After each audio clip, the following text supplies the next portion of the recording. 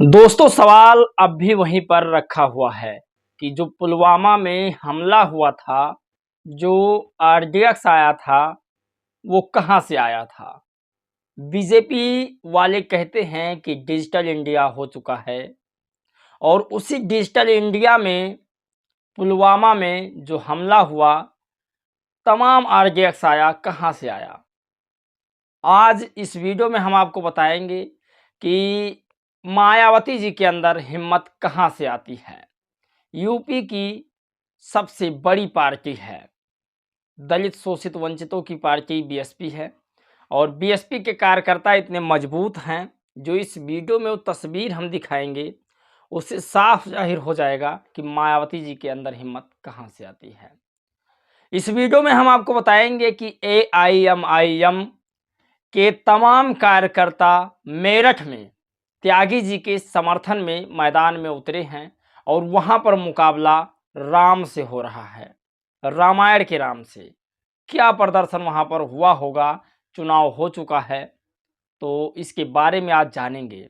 तमाम ऐसे खबर है जो सुनना चाहिए और एक पत्रकार है जो यूट्यूबर हैं, मनीष कश्यप, जिसके कई चैनल हैं और कई ऐसे चैनल जो दलित पिछड़े आदिवासियों के विरोध में चलाए जाते हैं। जो मनीष कश्यप कहता है कि मैं नौकरी दूंगा और जिस पार्टी में वो शामिल हुआ है वो पार्टी नहीं नौकरी दे रही है, तो उसमें क्या कर सकता है वो, इस वीडियो में जानेंगे। तमाम खबर है जिस पर बातचीत करेंगे। तो चलिए आज की वीडियो शुरू करेंगे, लेकिन एक तस्वीर और आपको दिखाएंगे जो आकाश आनंद और उनकी पत्नी जी का है। चलिए आज की वीडियो शुरू करते हैं। नमस्कार दोस्तों, मैं हूं पराग और आप सभी का स्वागत है हमारे एक नए वीडियो में। दरअसल आज जो सवाल है पूरे देश का सवाल है। सवाल बीजेपी वालों से है क्योंकि शासन सत्ता में बीजेपी बनी हुई है। पहले कुछ फैक्ट पर बात करते हैं। देश में सबसे ज़्यादा चंदा लेने वाली इलेक्ट्रिकल बॉन्ड के जरिए बीजेपी पार्टी है। अब बात करते हैं बीजेपी पार्टी किन किन लोगों से चंदा लिया है।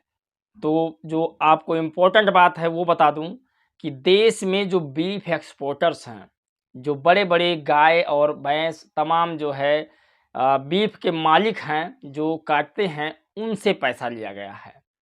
उनसे पैसा लेकर के चुनाव इस बार लड़ा जा रहा है, इलेक्ट्रिकल बॉन्ड जो एक स्कीम बना करके। अब बीएसपी ना ही किसी धन्ना सेठ से पैसा लिया है, ना ही किसी पूंजीवादी से पैसा लिया है।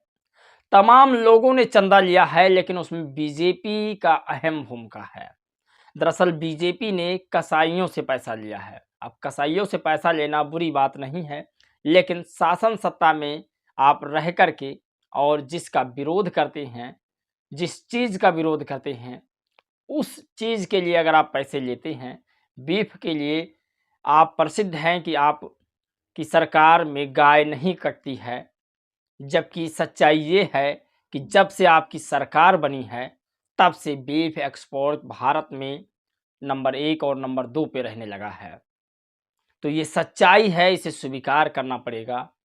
अब बात करते हैं राजनीतिक की। राजनीतिक बात ये है कि जब पुलवामा में हमला होता है और हमले में सिक्योरिटी इतनी मजबूत होती है कि कोई परिंदा पर नहीं मार सकता, लेकिन फिर भी टरको टरक आरडीएक्स कहाँ से जाता है पुलवामा में? कौन भेजता है? क्या यह सरकार की चाल है चुनाव जीतने के लिए, या फिर आतंकवादी बेखौफ इस देश में हो गए हैं? आज तक उसका जवाब नहीं मिल पाया है। राहुल गांधी जवाब मांग रहे हैं, तमाम पत्रकार जवाब मांग रहे हैं, मोदी जी पत्रकारों के सामने आ नहीं रहे हैं, डेमोक्रेसी को ख़त्म कर रहे हैं। जो आवाज़ उठाता है उसकी आवाज़ दबाने पर तुल जाते हैं।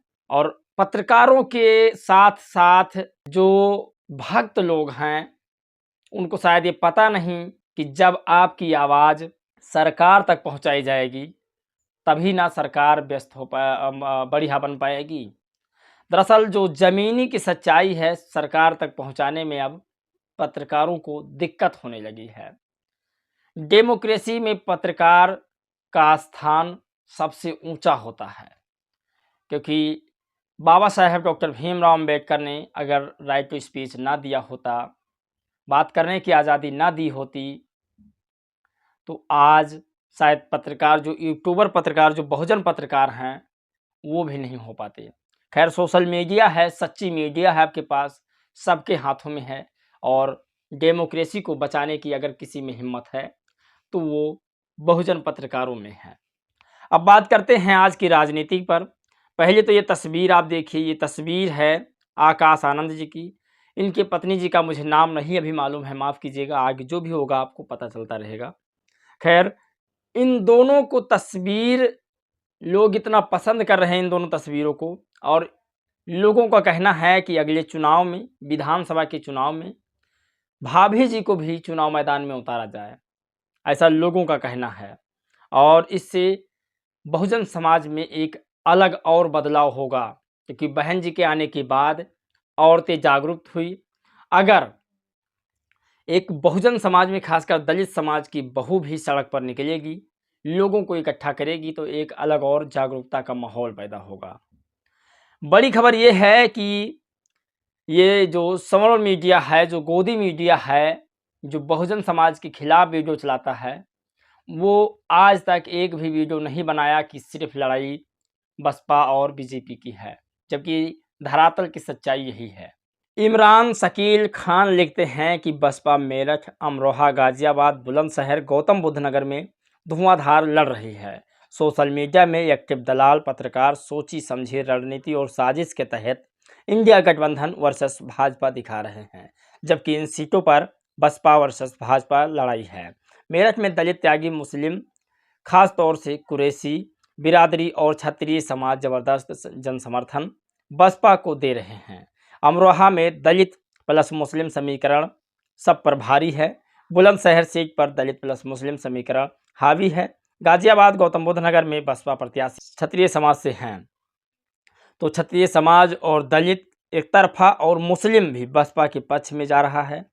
तो ये समीकरण नहीं दिखाया जाता है टीवी अखबार पर, क्योंकि इस समीकरण को दिखाने के बाद इसका सीधा नुकसान बीजेपी को होगा।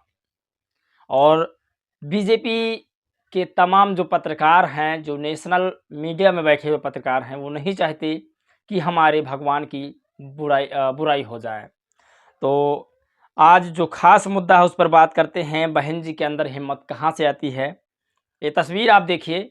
इस तस्वीर में जो बुजुर्ग साथी हैं, जो मार्गदर्शक हैं बहुजनों के लिए, वो घर से रोटियां लेकर जाते हैं बसपा की रैलियों में, वहाँ खाते हैं और किसी से 1 रुपये का समोसा भी नहीं खाते हैं, किसी से 1 रुपया लेते नहीं हैं, खुद के साइकिल, खुद के वाहन से जाते हैं।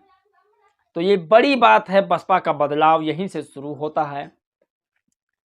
और इस तस्वीर पर कुछ लोगों ने जो लिखा है वो सुनना चाहिए। कुछ लोगों ने लिखा कि जो बसपा को देखकर कहते हैं कि बीएसपी पार्टी ख़त्म हो गई है, कम से कम इस तस्वीर को देख कर के ये सोच लें कि बसपा, जब तक इन लोगों की मदद है बसपा को, तब तक बसपा ख़त्म नहीं हो सकती है।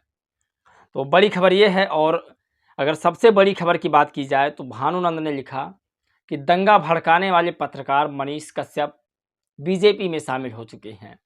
दरअसल मनीष कश्यप के ऊपर फर्जी वीडियो बनाकर देश में अराजकता फैलाने के ऊपर मुकदमे दर्ज हुए थे और आज वो बीजेपी में शामिल हो रहे हैं।